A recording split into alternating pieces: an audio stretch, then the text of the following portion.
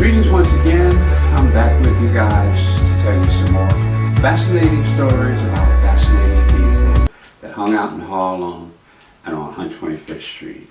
And like I said, Ori's Custom Tailoring was the main hangout. It really was on 125th Street back during the 60s. Now, you gotta remember, within a couple of days, I'm meeting all kind of people. Most of the time, it's because they hung out in Ori's. And I got a lot more stories about a lot more people as we come along. But now here's my first encounter with a gentleman who they call Big Tim. Now, Big Tim was a big man, Big Tim. So, at any rate, when he came into the tailor shop for the first time, he was carrying two big crates. I didn't know what he had in them at the particular time. Ori introduced me to him. Oh, Youngblood. He's the one that started calling me Youngblood back then. But what Tim was Big Tim was a thief. And I do mean that by every imagination that you can swear off a thief. Later on, I began to tag Big Tim as a professional thief, see? And I'll tell you why. But the first day I met Tim, Tim had two crates of silk scarves for ladies. He was selling each one, they were in boxes of 3s, and he was selling each one of them for $5 a box. Now these were silk scarves back then, the real good silk scarves. And I would probably say that each one of these boxes, because there were 3 of them in there, probably sold for close to about $50 for the 3 of them. Because back then the silk scarf was a real silk scarf. And it was a brand name. I can't remember the name of the brand because a lot of those brands don't exist today. But he had these. And it's a funny thing about it. He would get on the telephone and he would call up the street to several places. And people started flocking in to buy a box of, because he was only selling for $5. And people started flocking in. And they started taking 3 boxes and this, and so I'm looking around. Now, listen to me. Each one of these boxes had a gross of boxes in it, because now they fold out real thin, but each one had a gross in them. Gross.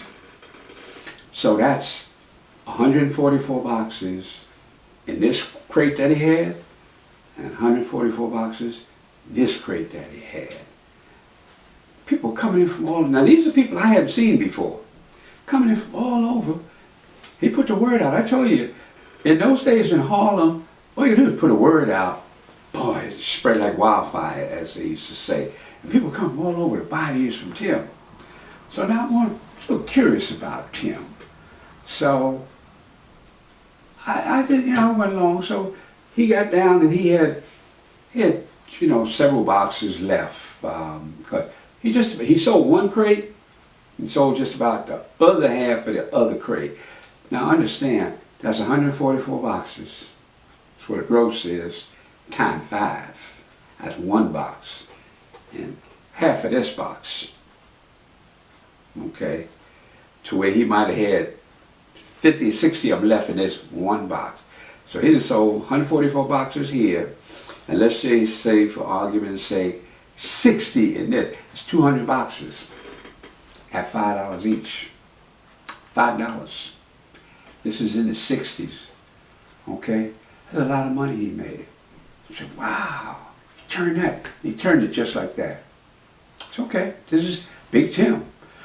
So he was getting ready to leave. He had been there for about an hour and a half. Within an hour and a half, he had turned all of them. I still don't know how he does this. And as I go further into my story, I'm going to tell you exactly how he does it. But I want to leave you guys hanging with that only because when he came around, after he had met me when he first walked in the door, I said, how about you, Youngblood? He said, you want to buy a box? I said, no. I said, look, I just became a father, you understand? I don't have any extra money. Now, I didn't even have an extra $5 for these good silk scarves, you understand? So I said, nah, I said, I'm going to have to pass on you right now because I'm just starting out. New job for me, new surrounding, new everything, girl. So Tim reached in the box and he pulled out a box. Mine is 3 of them in there. He gave it to me. He said, this is a present from me to you. Now, he didn't made a whole lot, sold a whole lot. He said, this is a present from me to you. He said, your wife just had a baby and, you know, here's a little present for her. Make her happy. First, I didn't want to take it. Or he said, man, go ahead and take that from Big Tim. If he offers you something, it means, you know, if he offers you something, you better take it only because he's showing an appreciation, period. I said, Tim done made so much money, what's one more box? He didn't really care. I said, okay. So I took it from him, put it on the side, and the day went on. Like I say, number writers still coming and going. Other people just popping in to say hello, get them a little drink of scotch, going about their business. And I'm saying, he just looks like a regular guy. But yet, man was a thief. And I felt a little reluctant about taking it from him. But I was young, I was naive too then. I was only 20 years old.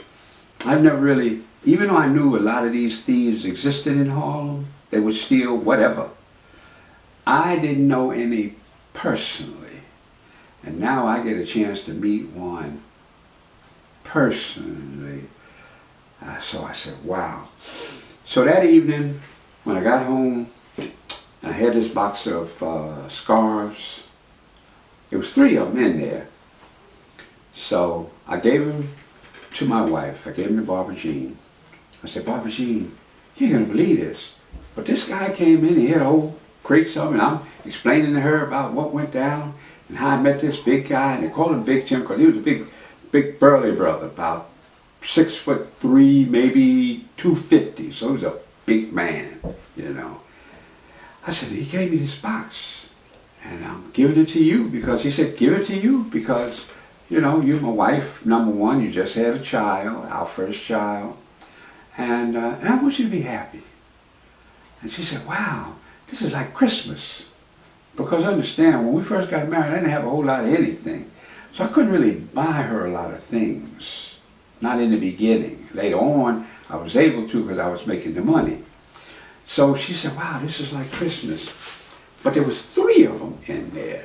She said, you know, she said, I appreciate this. But see, she had 3 sisters. And she was willing to give them to her sisters when Christmas came around, rather than to keep them for herself. Because she said, I'm not going anywhere anytime soon. You know, I just had a baby. We're not going anywhere anytime soon. She said, I'd like to hang on to these, and I'll put them in separate boxes so that when Christmas comes around, I could give my sisters a nice present. Because she said, I never gave them anything before. And I said, boy, that's real. It's real nice that you would want to do this for your family. But they were close-knit family. And they were part of my family too.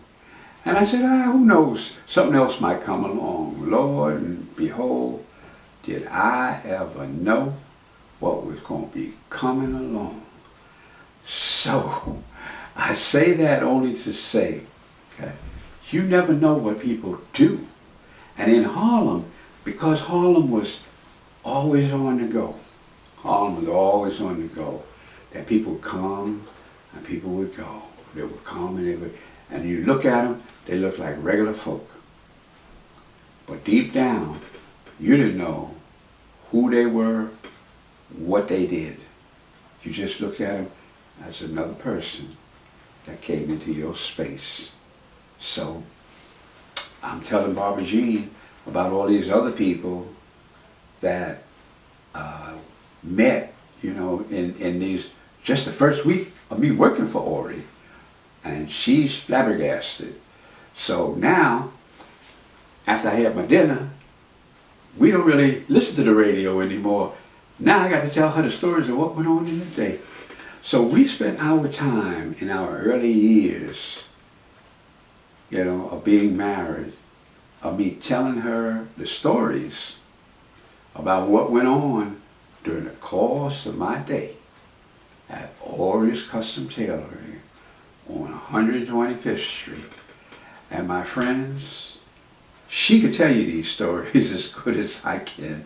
But right now, I'm going to leave you there, because when I come back, I'm going to round off Big Tim in the next session, because I want you to see why I call Big Tim a professional thief. Not just a thief, a professional thief. Because I always looked at him as being the utmost in being a professional thief. Not that I'm glorifying here, I'm just telling it like it is, how it was and how he operated. So I'll be back at you, and I'm going to tell you about Big Tim. So y'all be blessed, but that's just something for you to digest in the types of stories that are going to come your way. So once again, brother from Harlem with the high school education, I'll be back.